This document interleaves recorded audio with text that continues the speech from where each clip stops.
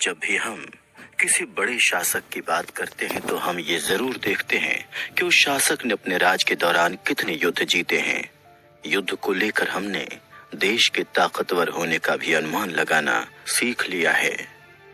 आज दुनिया में जितने भी देश हैं उनमें से लगभग हर देश ने कभी न कभी किसी न किसी युद्ध में हिस्सा लिया है और लगभग हर देश ने इतिहास में कोई न कोई जंग हारी भी है, चाहे वो अमेरिका हो या चीन या फिर भारत।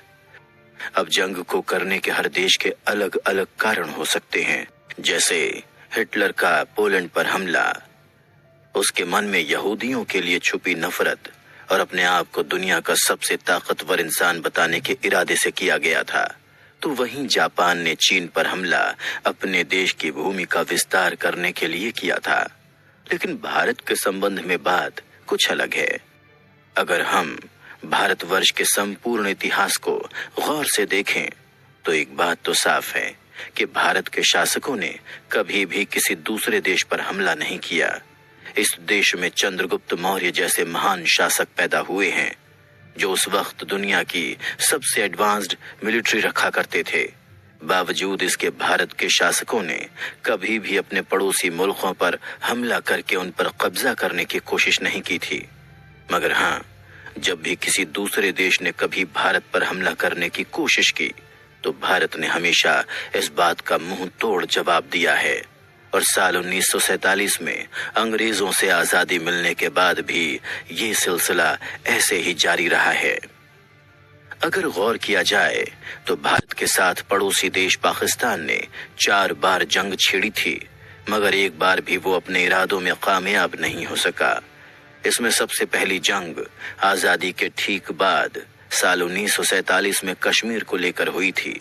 उसके बाद इसमें साल 1971 की लिबरेशन वॉर और सन 1999 की कारगिल वॉर भी शामिल हैं।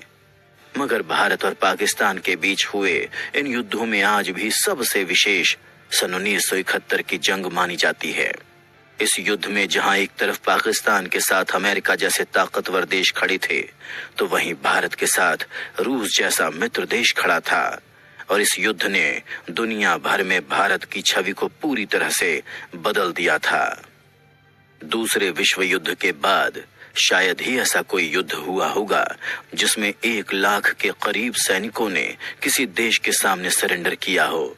और आज भी साल 1971 की जंग भारत के लिए एक विशेष जंग है, क्योंकि इसके बाद पूरे एशिया में भारत का दबदबा और बढ़ गया था। साथ ही भारत का दूसरा पड़ोसी देश चीन भी उसके प्रति काफी नरम व्यवहार अपनाने लगा था।